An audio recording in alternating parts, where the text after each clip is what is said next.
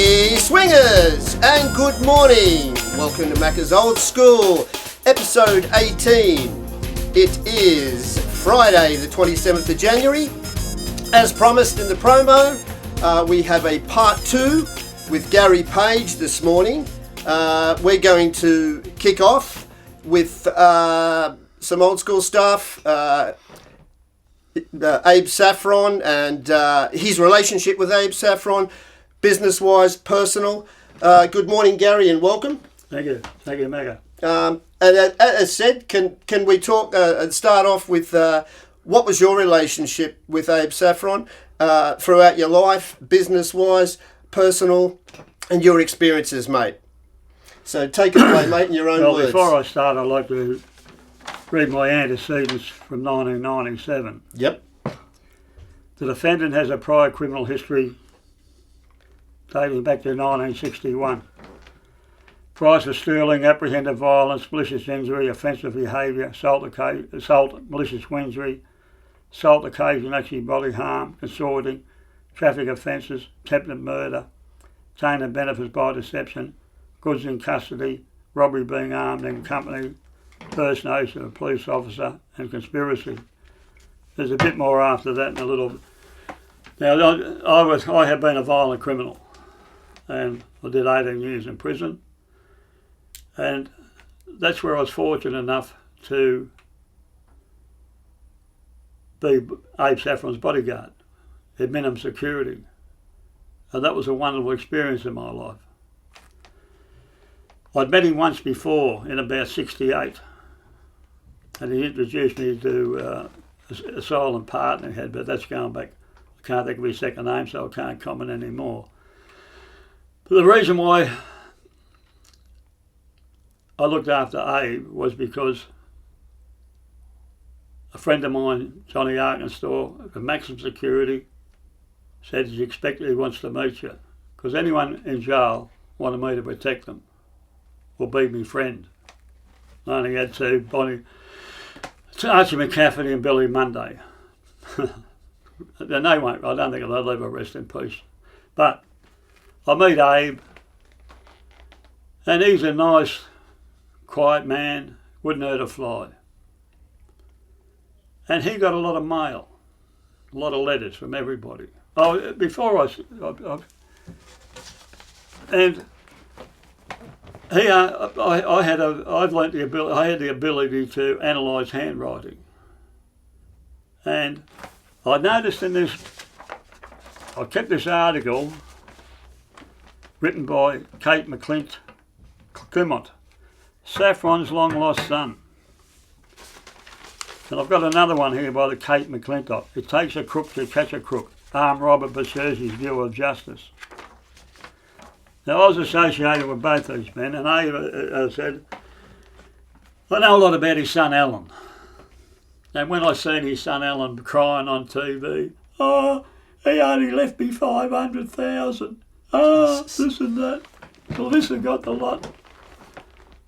I thought, I won't swear, I don't swear, but I felt it disgusting, because I sent Alan to America, set him up in a Atlanta film studio, just kept doing duds. He had no idea what he was doing. And he's always begging Abe for money. And I was reading all these letters, and Abe said, you're 100% right about everything you tell me. And he trusted me. 500 grand, Garry. It's nothing to be snoozed at. He wasn't happy with that. Yeah, but he was worth millions. Like, yeah. I know he had 40. Look, I'll continue on a little bit. I had a lot of fun times with Abe, actually, because he used to get a special visit on a Thursday. You're allowed to have 4 adults. He'd get his missus or family members to visit him, and he'd get Carlotta to call me out, Carlotta and 3 other drag queens to call me out. Yeah. Lovely lobster, lovely this and that. The first time I ever had a kiwi fruit in my life, I'll never forget that. It was so nice. Beautiful. And So time went on and things got better, and Abe, and before I got out of jail, I got out a few months before Abe, and I left him a silk cushion and an aluminium biscuit tin. All right. Because you can't, I was the only one. Yeah. And that was in jail, that was my pride and joy, because no one else had them. Yeah. So I'll give them to Abe. Anyway, I'd met a lot of, his secretary was Terry, and she had two sisters, three of them were Polish. And when I got out, Abe said to me, go and see them at the office. And I went and saw her, and we went out a few times, and they also introduced me to Melissa. Melissa was his love child. And she was pregnant at the time, 3 or 4 months pregnant. And Abe asked me to go to her place in Paddington near the showground there, and Keep an eye sort of babysitter, keep her company, because and she was always worried about the father of the child coming around. So I was there, and I was very happy that when she had the child, because I sort of escaped from her.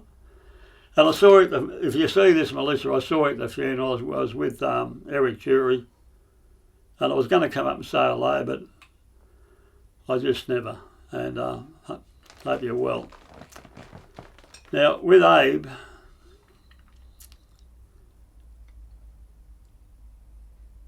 when he got out, Terry rings me up, his secretary. She said, Abe wants to see you. So I go to where the office. There's a Clock Hotel. There's a factory on the next corner on your left. Right.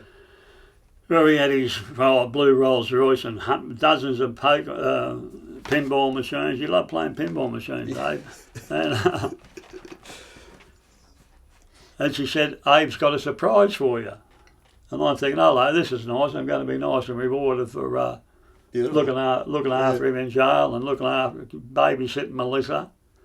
And she come walking into the office with that satin cushion and the aluminium tin. She said, Abe said, you're one bloke he doesn't want to owe anything to. Oh, that was funny. Yeah. That was him. He was harmless. He really was. I must say, had a sense of humour too, yeah. And anyway, things were going pretty good. We went and had lunch dinner a few times. And then I got a good tip for a horse. And I say to Abe, I don't tell him I got a good tip for a horse. I said, mate, if I get 5,000, I'll got a good chance of doubling the money. I'll pay you back Monday. Beautiful. So I went and threw the 5,000 for a place on this thing that was going to win by 10 lengths. And it run last. So I've got nothing. Oh, shit. So I sort of, not because I was scared of Abe, I just felt so disgusted in myself who let me down. Because if I say, I'm the sort of person I can say no for as long as I want. But if I say yes, it's going to be yes. Absolutely. And I couldn't produce. So only about a year or two, 18 months later, I see his driver, Michael. And he said, Michael said, Garry, Abe loves you, go and see him. But I still had that guilt feeling. So I never went to see him. But say a few months later, I was walking through the crossbar suburban and Beefsteak. And Steve was in charge of security. Everyone knew who I was because I was the sort of person people talked about. And Steve, on the security there, he said, Garry, Abe Saffron's inside. He's having something to eat. He's with his wife Doreen. I said, okay, I'll go in and say hello. I went in and said hello. I sat down with him, and I'll never forget that look. Abe looked at me as if to say, you mug, you could have had it all, and you blew it for 5,000. See? And Doreen was happy to see me because she knew the high opinion of his lovely wife was happy to see me. And then after they had, I walked behind them. They went up the stairs. I think Carlotta was doing a show.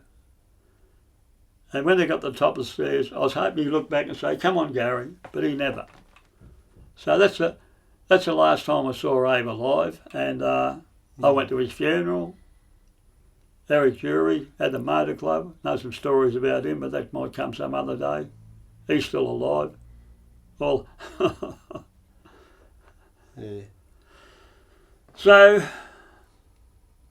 Saffron's long lost son, Alan Saffron. If you ever see this, Abe thought you was an idiot. And you know he did. So over to you. Yeah. He's Alan. What you were saying, he's in America. Is that right? No. He come back here. He come back here, did he? When Abe sent him to America. Yeah, right. We're talking about 30 years ago. Yeah. Because he just wanted him out. He couldn't even stand looking at him. I've seen him on a couple of Australian documentary things and that, and he was crapping on a fair bit. And of course he's with his crapping on father. it. He only got $500,000. He did, mate. He was like he was crapping on like a Hollywood actor or whatever. Yeah. Mate, while we're on Abe, can I ask you as well, and for the swingers out there as well, did you know any at the time? You remember too, there was a big story with a lady up there called Juanita Nielsen. Yeah, well, Abe gets a mention there too, and that's, I'll tell you who gets a mention from. Some bloke named Twiggy, or Triggy, was one of his managers. Skinny old bloke, nearly dead. Here's me claim to fame, I can say this. Another old rugged-looking drag queen. Her claim to fame. Oh yes, we saw this, we saw that. They never saw nothing.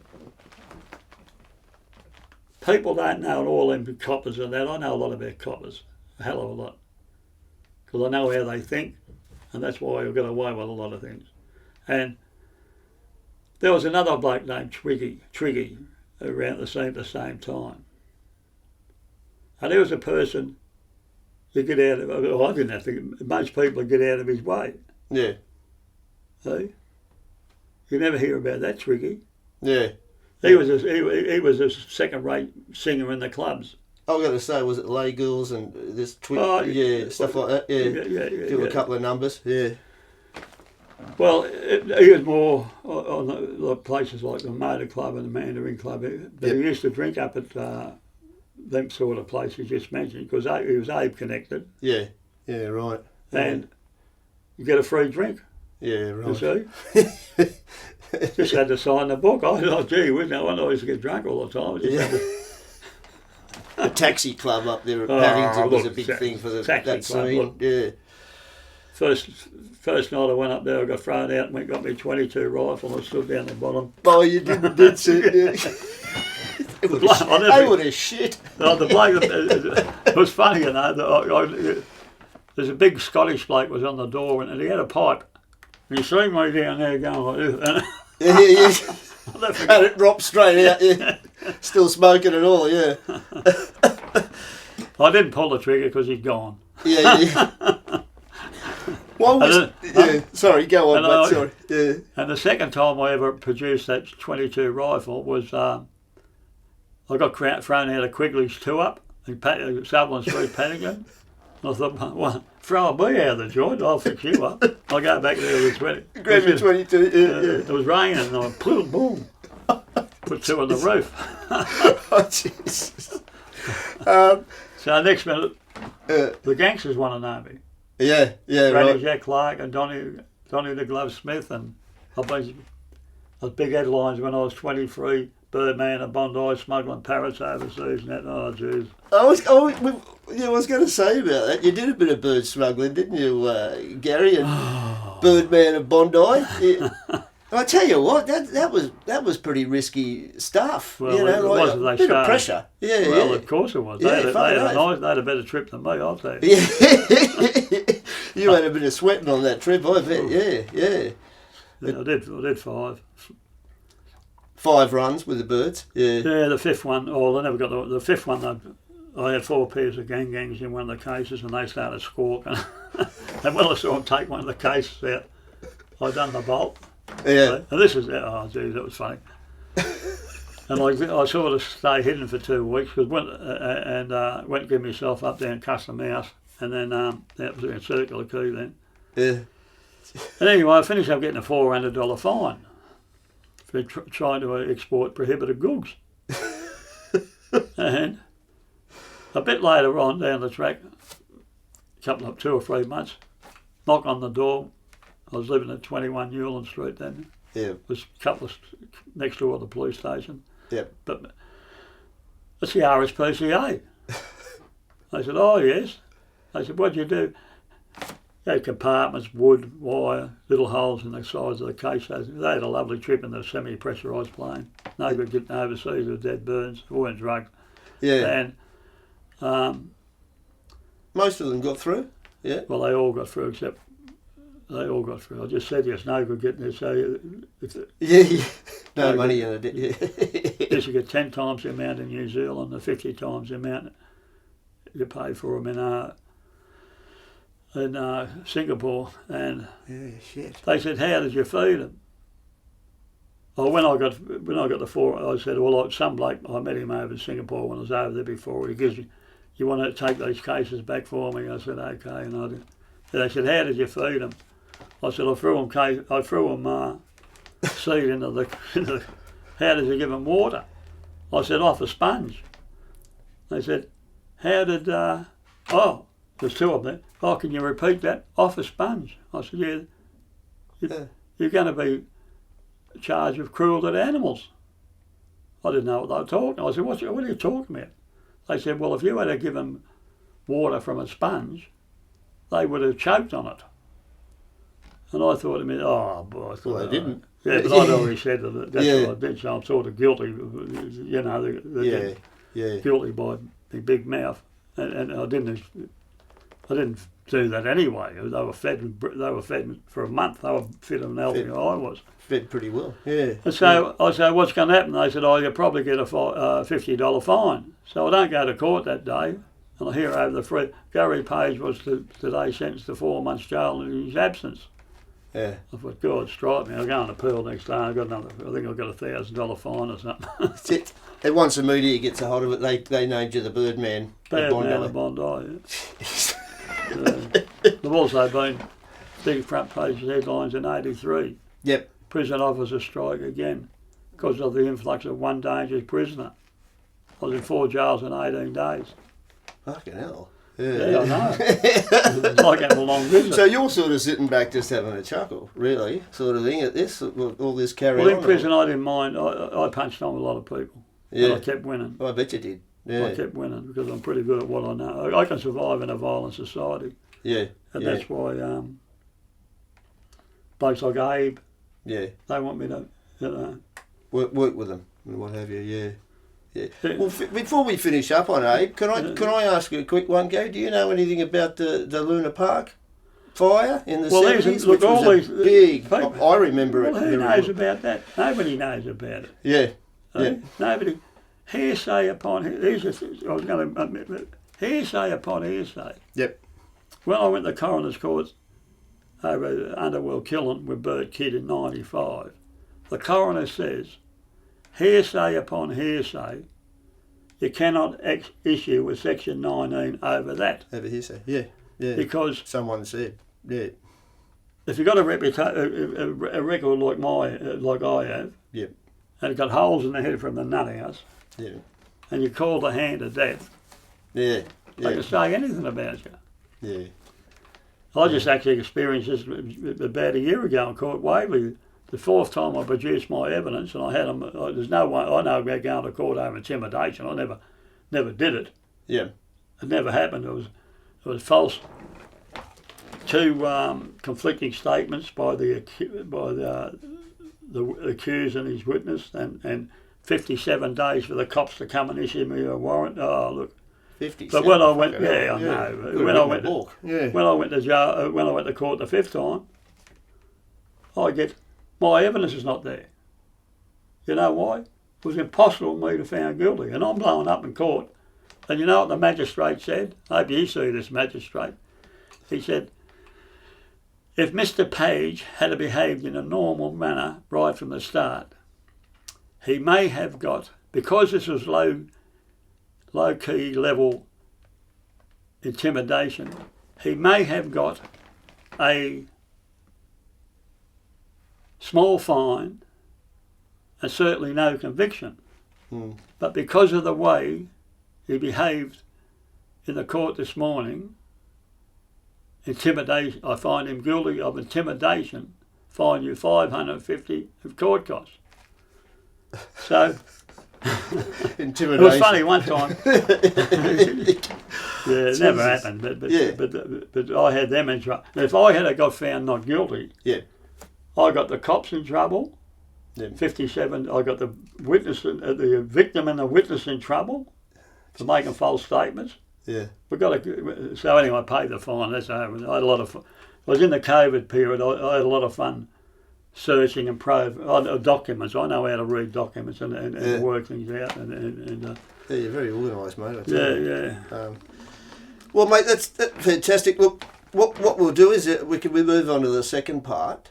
If you're happy before with I go, I'd like to absolutely dive in. I'd like to mention one other entrepreneur at the time is Abe Saffron and Garry, a man called Sammy Lewis. In 72, I was taken to Kellam Park, Nice Roselle Hospital now, lunatic asylum, PRU, Psychiatric Research Unit. And Terry Page, the bookmaker, millionaire bookmaker, dropped me off in the Mercedes. But when I hopped out, I see this old bloke in pyjamas. And if you're wearing pyjamas in the grounds of the mental hospital, that means you're trying to run away. Yeah. Or you try, and if anyone in the local see you, you got a loony loose, come and get him. Yeah.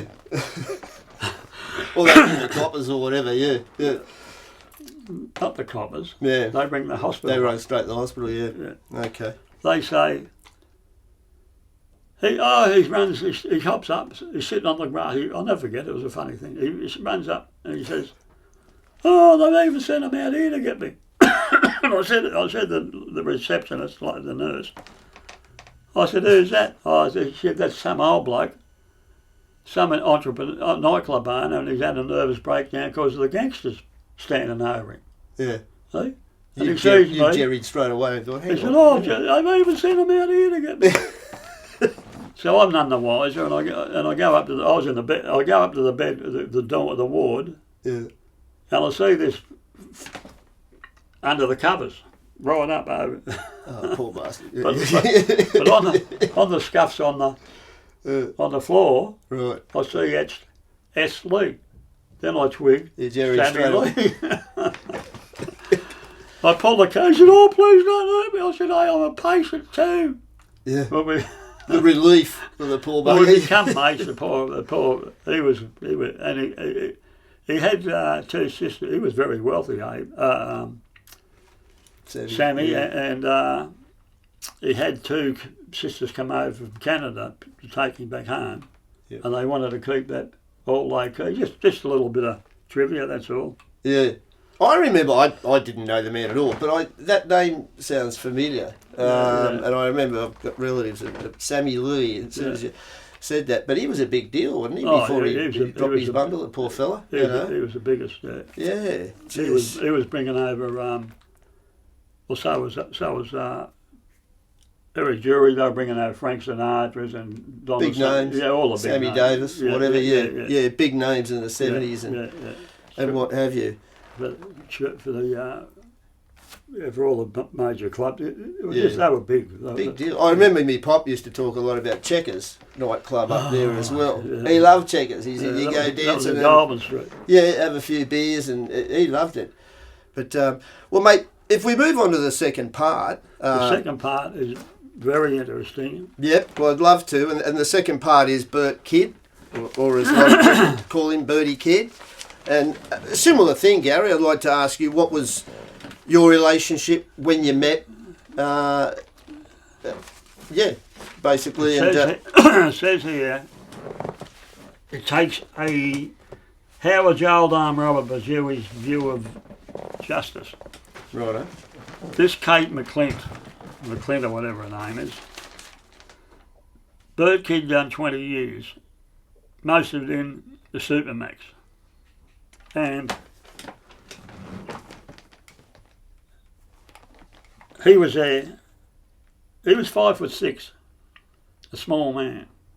He could run pretty fast. That's what I do know, especially going uphill.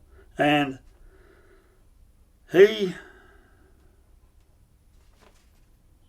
would ring up these people, these reporters, and tell him a load of crap, because all he wants is good or bad publicity for any book he's going to try and put together. Now I'll tell you the story about Birdie Kid, what an imbecile he was. I won't say imbecile, he was a clever idiot. I'm sure I'll retract that statement.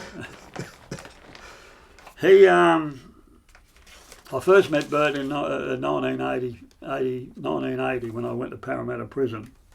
Him and Mick Sayers, they were the bookmakers there. They weren't there long because but the first day I got out of the circle, that's a solitary confinement after being there 3 weeks. It was down at Long Bay. I bashed a couple of people and they took me up to Parramatta. That's where they took you to put free in the circle. Yeah, right. Because they never had a tingle at the time. And when I say people, I bashed a couple of the governor's informers. I knew where they were, and I thought, well, because what had happened? This is a funny story. Yeah. A month before, a barmaid come to visit me as their first contact visit, and she's gone up to kiss me. I said, "What are you?"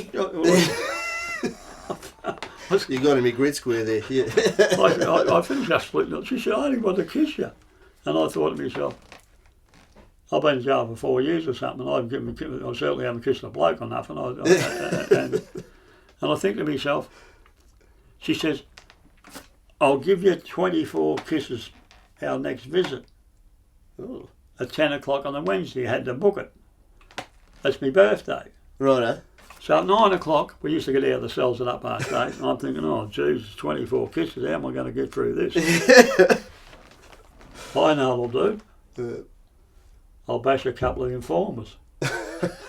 First thing that comes to mind. So I go and bash them, and then next minute I'm all shackled up in a van by myself going up to Parramatta, and all I'm thinking to myself, at least I got away from kissing her. Yeah. That's how jail gets you, you know. Yeah. And then it's funny, when she come to see me when she come to visit me, I'm not there. I was at Parramatta. What's he done? They don't know what she's doing. They don't tell her, look, you left him. So she come to see me, because she wanted to marry her. I thought, oh, geez, I couldn't work out what was going on. And she come to see me up in Parramatta on a special visit. It could have been an Anzac Day or something like that. And first thing she said, "Is that the chapel there?" And I said, "Yeah, but you won't be seeing the inside of it." Because she wanted, I'm thinking, God, strike me, what's going on here? So I said to her, "Listen, I've already killed the bloke since I've been there." I thought that'll scare her away. Yeah. Next minute, all the killings went on later on. I'm the first one they come and see about. I don't know. You just hearsay upon hearsay. It's a wonderful thing. It's all crap. Same as this here. Yeah. In the Bert being a book, there was a lot of money in Parramatta at the time until Jazza Johns, he got 73,000 out of it one year. His missus bringing it. Heroin was rife. Yeah, fucking big money, particularly back then. Yeah, shit. Yeah, she stripped the joint. And I used to be involved in the Manila games and the SP booking. Right. I'd run the Manila games and protect the SP booking, and I was earning good money actually, earning $300 or $400 a week. Nice. Yeah. So the first day I'll get out of the circle, I see this Charlie Finn walking across. There's some things you never forget in jail, walking across in the kitchen, and he goes up to the Bronx. Forward. I got the Bronx 80. That was it. Right, That was the Death Squad tattoo. Oh shit. And I see him. Charlie's got 2 roast chickens on and baked potatoes. Oh shit. And I'm there. And straight away, yeah. And in the jail, I've been in 4 years in a place where 70 metres was as far as you could walk any direction. Yeah. And here's this jail with an oval an oval. You want to know what grass is? You haven't seen it for 4 years? Yeah. Rolling it, you pluck, you do everything you need. It was a wonderful thing rolling it. Oh, geez, that was a wonderful feeling of freedom. Yeah, And to be able to walk. Oh, I bet. So it was looking at concrete and bricks. And anyway, I followed the bloke with Charlie and he takes it into the. It turns out I didn't know it, it's Birdie Kid and Macca'S, and I'm there looking, drooling, oh, look at this lovely bro. Who's this bloke? Yeah. Well, that's that nutter they just brought up from Long Bay. Come and have a chicken leg and a bit of potato. Okay. Yeah. Oh, would have been the nicest bit of chook and spade you've had. People like that Yeah. like to have someone like me, a crazy, on side. Absolutely. Especially in there. And, absolutely. So anyway, they went and things, and that's how I got into looking after the next SB bookie, a bloke named Richard Kennedy, and another wimp. So, but sometimes the wimps have got money. Yeah. Next time I see Birdie Kid is at the Dole office, about 92, Bondi Junction. We remember each other, how you going? Have a cup of tea. He's living on Knott's Avenue, them big, I don't know if you've ever been Bondi Beach, near the bars, there's them big white units. Yeah, nice. He's living there with a woman named Gail Rose, who wanted to be called Storm. She didn't like being called Gail, she wanted to be a Storm. You want to be a fucking Storm, okay. So, naturally I think Bert's going real well. Because I'm going there to get the dole too, because that's what you do when you've been in jail. You get out, get on the dole. Yeah. And hope something falls into place eventually.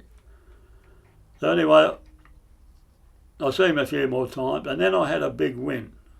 One day, I'll never get the two horses, Moving Line and Sky Flyer.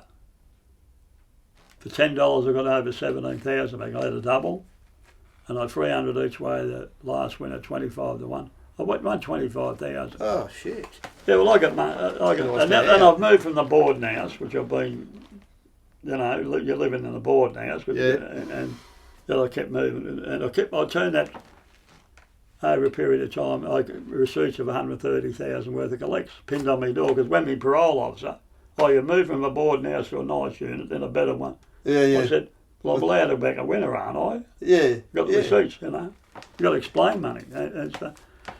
So what happens, Bert comes up with a couple of ideas and I fell into it. He's the most, because I think he's got money, but they fell through.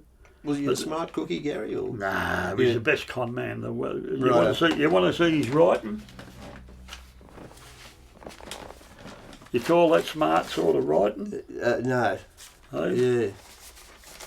That was a letter. Yeah. This is if it's get Garry to Mark. Don't let him know who he is.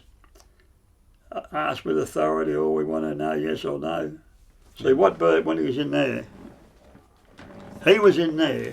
There's a lot of things happen, but I met.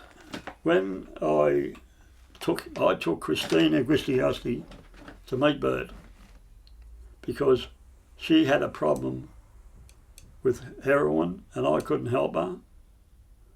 I stayed with her over in her place at Harbord, 7100 Cliff Avenue, Harbord, for a few weeks, trying to help with a problem. She got it from her. She inherited a lot of money, married a count, went to married a count? Yeah, in Yugoslavia. And they toured Asia for 9 months, come back to Australia. Lovely home. She's got plenty of money. I don't know about him. I never met him. But he's a junkie. She don't know it. If you're a junkie, dig up the cross. Yeah. And his dealers up there was Noel Frith and Graham Doot, whom I knew from prison. And it turned out Graham Doot was friends with John Carroll, who introduced John Carroll to Christina, because Christina only had one rule. If you want to screw me, you've got to share the needle. Oh, fuck. Well, that's why I left her. Yep. I've been clean this over 17,091 days. And Graham Duke robbed her for $80,000 worth of jewellery. John tells me about it. You might be able to get an urn. So that's how I met Christina. Yeah, right. Yep. And I had the Japanese room, and it's like you know, and she used to torment me terrible, but because I know you had to have the needle first. Yeah, fuck. Big problem back in that day. Heroin was a nasty fucking problem. So I haven't got a great deal of time, but when I couldn't help her anymore, I said, okay, I'll take you to a bloke who's got more contacts than me, BERT Kid. Now, BERT, I dropped off on both then. I do because I lost a lot of confidence in BERT. Cost me a bit of money, and so.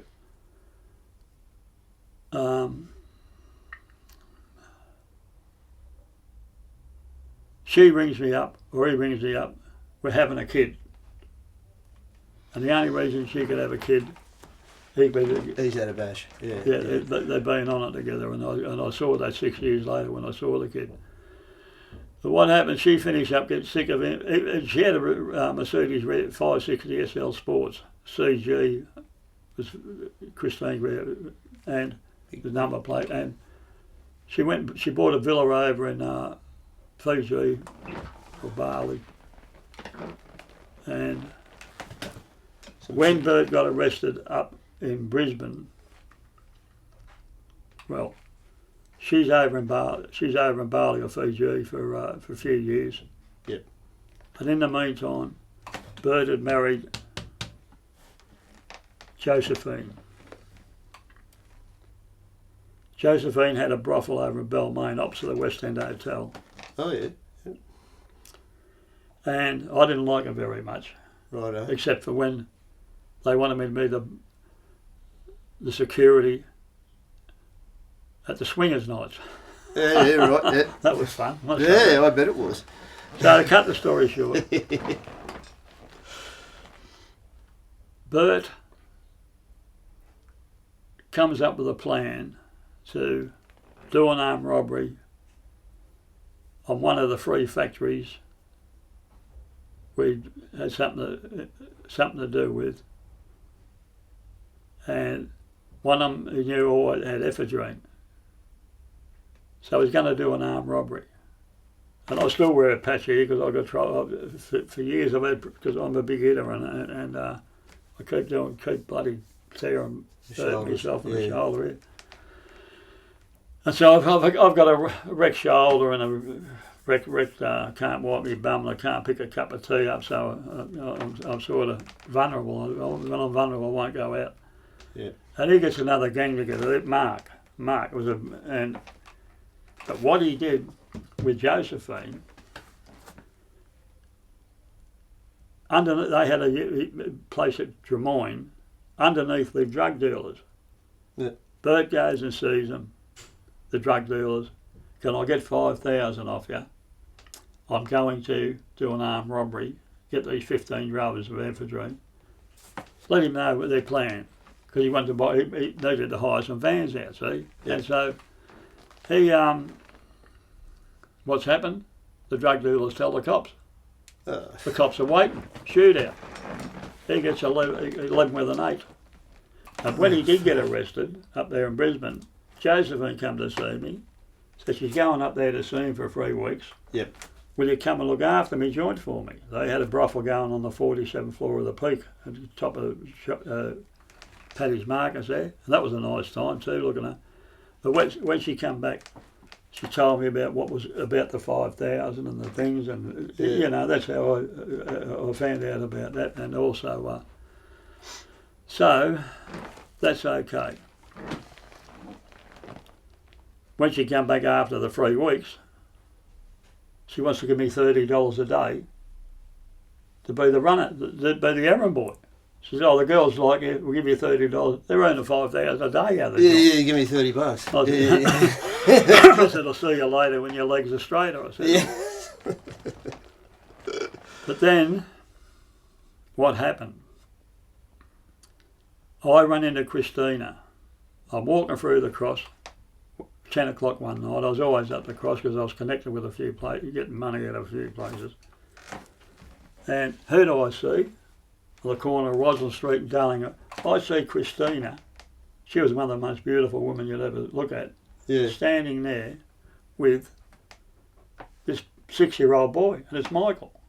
And you can see he was a bit of a slow thinker because they must have been on the heroin. You know, you can see that it just wasn't exactly right. So when she's talking to Blake, we go and see her. She has a Japanese food. Then we go to McDonald's. And she says, I've got to go back and see that bloke I was just talking to at 10 o'clock. I was talking to the corner. Yeah. So and she says to me, I'm going back to Fiji tomorrow, 6:10 flight, because I'm been offered a job as a Qantas steward, and I'm going back there 3 weeks in the rehab, because she was sniffing it over there. So anyway, so I walk her down to the cab rank, and she goes to Kuala Madu, and it's funny. Now this story here, this reporter, all she's putting in here is the bullshit that fucking BERT Kid's come out with. Yeah. Right? He's in the Supermax trying to get good or bad publicity about some book he might write eventually. Yeah. And it says here, I think this is a joke. Christina Kid's former partner was under police guard when she was flown from Bali to give secret evidence to the National Crime Authority in December 1998.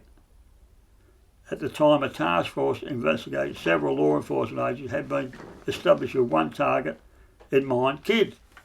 Well, I'd been to the coroner's court for Kid. I'd been arrested on armed robbery charge of Kid. Yeah. Yeah. The three task force on me, they set me up. Entrapment. That's by the, but they talk about him, not me. But then they said under police guard. Where did I see her? Standing on the corner trying to get on with a kid. Yeah. 2 days before she died. Yes. Now it says here, she was under police guard protection and using an assumed name.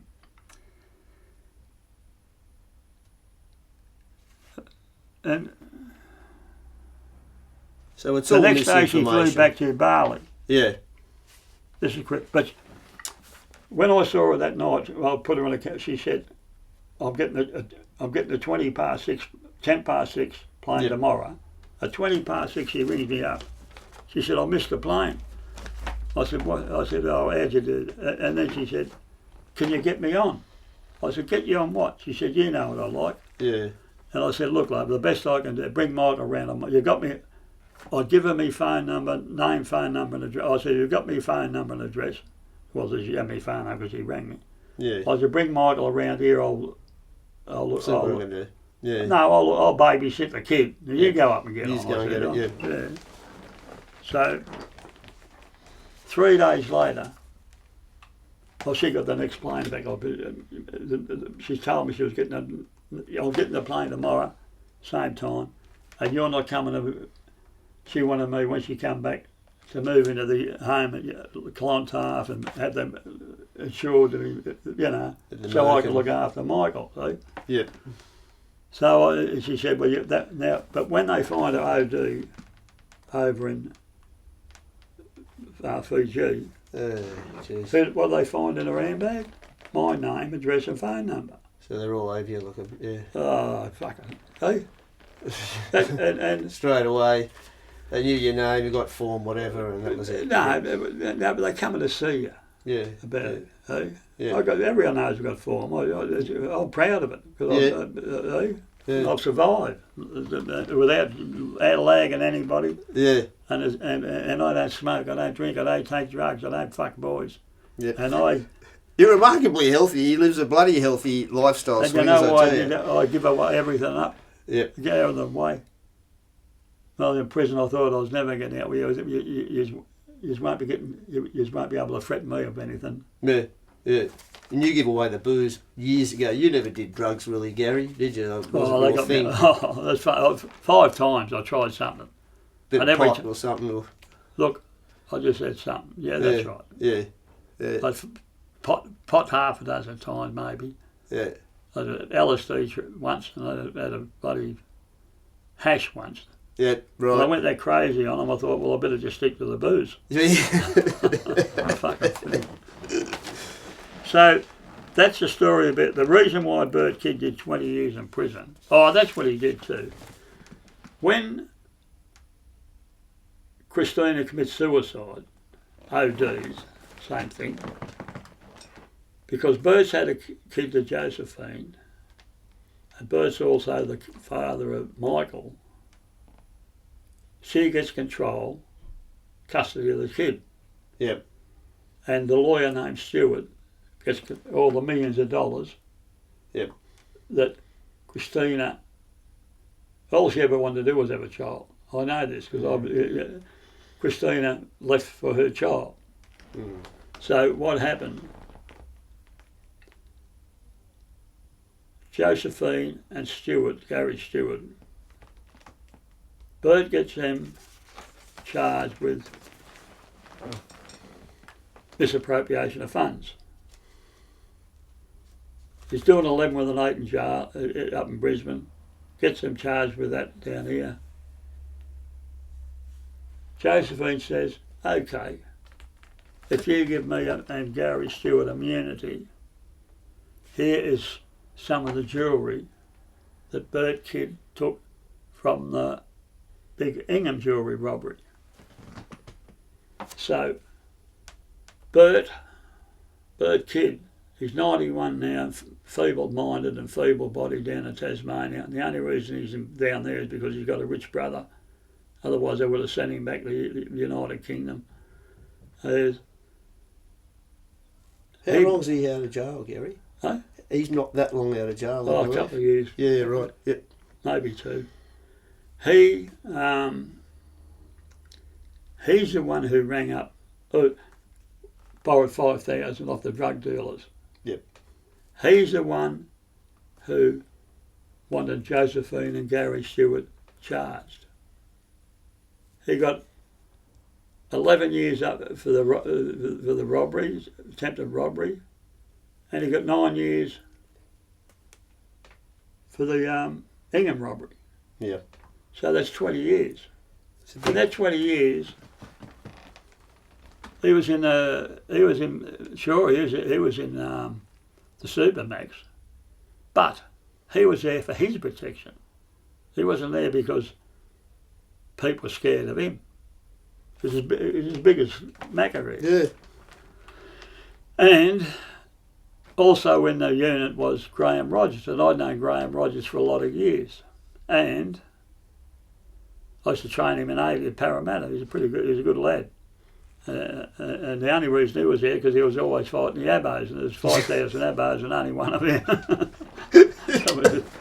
But him and BERT, the funny thing, he used to fuck Josephine. And Graham used to ring up Johnny Carroll, he'd rest in peace, and I'd be there at John's place. Yep. And speak to Graham. Yeah. Because he remembered, in fact, he shouted me, and he was a mate of mine, and he used to tell me what BERT's thinking. Yeah. About all he wanted to do was get some pub. This thing is the last word. My goodness, we got time here, have we? Yeah, we got time, mate. Too. Before we wrap up, too, I'm going to ask you another little. This is another. Yeah. Look at this. 20 years. Oh, this is. Yeah, you can show the swingers. This is another. There's BERT there. There's BERT. Yeah. He's written a book. Oh, yeah. Well, who cares? Oh, he said he's going to give me good raps. He's got anyone because he's trying to get me sweet. Yeah. He's trying to get me be. I'm going to put my life story to leave behind. You get a worthy mention of something you told me. Yeah, I see. Yep. See? Yeah. I never met the man, so I don't know. But he, Super Commander, he was a most clever idiot you'll ever come across. But the women loved him. He's a ladies' man. He had the charisma. Yeah. So there's one where Greer, oh my God, look, there's so many, but he says here, this is 2000, this is in 2021, so that's when Bert got out of prison. Yep. The reason why this is this bloody Waterhouse family, have a look. Yeah. The dodgy ass. Yeah. Yeah, that's right. The reason why I delayed coming to the police until now, my allegations, was because about December I received multiple letters each year from convicted criminal Robert Birdie Kid. The letters directly threatened my life and that of my wife and children. I was aware of Kid's reputation at the time and generally concerned. About 2000 or 2007, I attended a national at the invitation of Detective Inspector Hans Rupp. Informed that Kid had taken out a contract on my life. I was warned to be very careful. Now, how do they invent these fucking stories? The Kid was done 10 years and he was down in that hellhole. I think he went to a nice safe camp place. Down Nowra, I think it was. The journos, mate. He says here, this hero, this bloody Waterhouse bloke. I'm aware that Birdie Kid has now been released from prison around 2018, but I have seen a photograph of him and have personally seen that he now appears to be very frail and elderly. He would now be about 87 years old and I'm no longer fearful for my family. It's the same as even with me now. Yeah. How old are you, Gary? I'm 78 soon. Amazing. Yeah. It's just, I cannot believe, probably the worst thing I've ever seen on those TV shows, true crime, bloody blah, blah, blah, that Norm Lipsman and his team, I've known Norm 50 years. Used to call him the Angry Ant. Johnny Regan. Now, Johnny Regan I was going to say, this is a bit of a bombshell. Please go on. Johnny Regan was good friends with Lawrence Edward Butchie Byrne. And I ran with Butchie. I shouldn't say ran with him, I've done some things with him. Yeah. But Butchie said to me one time, he said, I don't mind doing a brick for armed robberies, which is 10 years. He said, but I don't want to be in there doing the lot with you. Yeah. He sacked me. Wouldn't believe it. I just wanted to be like them, because I didn't expect to live to be 30, I'll tell you. Yeah. And Regan had a pretty feared reputation. Yeah, of course he did. So did Butchie. Butchie was most dangerous. Him and you couldn't get two more dangerous reputation. Yeah, right. And I was just going to say then to you, I wanted to be like them. Yeah. So Regan, one of them, I'm going to swear, one of them fucking TV shows I saw, Lenny McPherson and George Freeman, they shot Johnny Regan because he killed that kid. A week after he killed that kid. Regan had an office, little small office across the road from the Atlanta service station near the Victoria Army Barracks. And in that service station, a lady used to sell hot dogs and cup of tea to cab drivers and things like that. Auntie Betty used to call her. She was the auntie of the kid. Yeah, right. Yeah. And she knew I knew John. Yeah. She knew I knew Butchie. And we know that John Regan loved that kid and would not have hurt that kid even a little bit. Now, how would McPherson and Freeman know that, or say that, oh yes, we're fucking heroes, They would tell you, me. They were always tell you someone who's a bit scatty. And how could they possibly know about this kid? Regan wouldn't be bragging about something like that. He was the most feared, one of the most feared of them all. Mm. And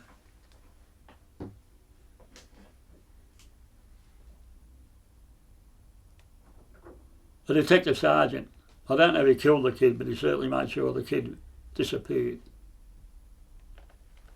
That's a bombshell and a half, Garry. Yeah. Fuck. But he'd be dead now. Yeah. His initials, funny thing, his initials were FC, and he used to be state champion runner. That's it. In a consorting squad. So in fact, sorry. I'll tell you something now. This is a true story. That just made me remember. I used to go and see my mum every now and then. We only got 5 minutes. I used to go and see my mum every now and then, and to let her know I was still alive. On a Saturday afternoon, because my father be working on Terry Page of the races, and we didn't get on at all. So I see Mum this day, and she says, the police, the homicide squad's been there looking for you 3 times. I said, what for? And she said about the Johnny Regan murder. And I'll never forget what I said to Mum. I said, I can't remember where I was last night, let alone 6 weeks ago. Yeah. So they said, well, they want you to ring him. So I ring him, it was a Saturday afternoon. I ring up the same person who's sort of, I think, the same person who probably made the kid disappear, the same. Yeah. I'll see you Monday afternoon, 5 o'clock at the Wallara Hotel. Funny, and my first and sister used to own that. And I'll have my solicitor with me. Yep. So I thought to myself, that gives me time to get out of the joint. So I went to Brisbane for 3 months. I went up to Brisbane for 3 months. Yeah. I was a pretty good shoplifter then. I had more money as a shoplifter than as a professional shoplifter I did as a gangster. Yeah. And so I ring Mum up. I said, the police been back? She said, no. Nah. So I go back, I go to the races, and I'm standing in the flat. I finish it. I'm standing on the flat there, section of the Randwick races. And I was pretty well known in the racetrack because my cousin was Terry. I used to work for him, but by now I've got a bad drinking problem. So I saw that. So when I see Freak and Sword, well, 4 of them they were. They come. I see them coming towards me. Because when you used to see him cross the track, yeah, you go and sit in the toilet. Yeah, right. Sit on the shit. But they come around the back way because they told me they see me from the binoculars. So when I just throw my hands up in the air. I say, my name is Garry Page. I refuse to make any admissions about the John Regan murder. I've got $160 on me or something like that. Yeah. Screaming out like that. And when they come to me, they said, oh, Gary, what are you doing, blah, blah, blah. And they said, we wanted to see you because someone told us you knew where all Regan's guns were. And I said, if I had that artillery, do you think I'd be running around Australia shoplifting? Yeah. And one of them tapped me on the back, he said, Gary, just keep your shoplifting. Stick to shoplifting, yeah. Leave the gangster business to the gangsters. Mate, that's, anything else you'd like to ask us, but sort of. Mate, we've got a couple more minutes. I think we've got about, we're just getting on time now. Yeah. That's a chip on the iceberg, mate. It's a chip on the fucking iceberg to what we've done. But Abe Saffron with Bert Kid, and that was a nice little touch, that bit at the end with Regan. Yeah, yeah. And that's your honest view. That was a copper. Honest. I'll be truthful. Absolutely I'm truthful. not an honest person. A copper. I'm truthful. Yeah. I hate the word honest. Yeah. You're truthful is with Regan that he did not kill, because it was big news, and I remember it. Tell us, young bloke, that was big news. Terrible for the poor kid. I even know something about a High Court judge who got to that position because of 1977, it was corrupt. Yeah. Yeah. And I sort of, I'll tell you something now, this is something, this particular judge, Ned Bickick, was going for bail application. He shot 2 and he shot 4, 2 died. This is 20 years ago. Everything's 20 years ago. Yeah. And one of the reasons he was refused bail was with the association with me, and I was asked to go there on his 5th appearance. Got a good judge, might be able to get bailed because you only get one shot at the Supreme Court. When I was waiting outside, and after lunch, Martin Rickey, I remember that Martin Rickey and Wayne Bapsky come running out of the courtroom. I'm sitting out there waiting in case I had to give evidence. I only had to say 3 words. No, answer 3, no to 3 questions. That was it. And they said, "Do you know this person?" I said, "Yes." "Well, that's the judge. Have you an opinion of her? Have you got an opinion of the judge?" And I told them my opinion. Yeah. So I said, when the judge came to your name, completely lost her composure. Yeah. Now that's a word or a phrase I've never used in my life. Completely, and said a 45-minute adjournment to read the rest of the brief. Yeah. And to calm down. No. What you're jumping the gun again. I'm jumping the gun, right. And when the clerk of the cause come back in, she said the judge is dismissing from the case because of a knowledge of Ned Bickick at the Police Royal Commission. Okay. But as soon as she saw she remembers what I said to her. Yep. 1997. She said, "It's unbelievable what they've done to you. We will go the full bat. In fact, I'll go and see Macca'S tonight and get right onto this. You will be another big tick on the wall for Redfern Legal Centre." Because it was illegal. I had points of law to win in the court from a High Court decision. Yeah, right. About my life sentence. And the next time I saw this person was at Parramatta Prison, at a resurgence group, was a guest speaker. Yep. And when I heard its name, I went up to him and said, "How much did you get paid to pull up on me, you fucking thing?" Didn't say a word, jaw dropped, head down. Yeah, you know? yeah. And yeah. So I know a lot about a lot of people. Absolutely, mate. So, as I've said earlier, it was a chip on the iceberg. We're going to have to. Yeah. We're going to have to, unfortunately, wrap it up, Garry. Yeah, good. Swingers, this was part 2. Wealth of information right next to me here, Garry Page. And as we've just said a few times, it's a chip on the iceberg. But we've covered. This is the real facts. Garry was there. He knows what was going on. So we've covered with Mr. Sin, Abe Saffron, BERT or Birdie Kid, and Johnny Regan as well, which was a big bombshell. And a little bit of. Bit of Carlotta and a few other bits and pieces in there. Carlotta, I think I mentioned that in the too. I didn't know Carlotta as a personal friend, but I got on the piss up there one night at the Bourbon, and she was fantastic. And what a knowledge of the cross and that, mate. Honestly, the history and drunk and smoke and swore like a trooper. And when I got out, I got out on the Monday, and on the Sunday she said, because she visited me, she said, when you get out on a Sunday night, I'm all right, me and the girls are doing a rehearsal cabaret at the Unicorn Hotel. Yeah. Well, that's where I went. And Brittany, you're the most beautiful looking bloke I ever saw. Well, they did a fantastic show, didn't they? Yeah, and I mean, well, with lay girls up the cross, it was fucking huge for years. Yeah, I was barred from all that. I was barred from the city for 3 years because they reckon that gangsters were trying to take out the poker machines. When I was rubbing poker machines when I was 19. The keys and the tray. The old one-armed bandits. Yeah. Shillings. They used to pull the tray out with the shillings. They were huge. They were big earners, weren't they? I mean, Jesus. And now they've got these card machines. Now, I'm very good at mathematics. You see, you get 80% return. So, if you get $100 and you put that $100 through, it's down to 80. Yeah. Yeah, When you- absolutely. Wait a moment, Yeah, you're jumping yeah. the gun again. You've got to put $20 in to make that 100 up.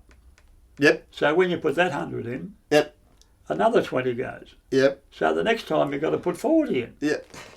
So by the time you've put $500 through, Yeah, the yeah. 100's gone. Oh, mate.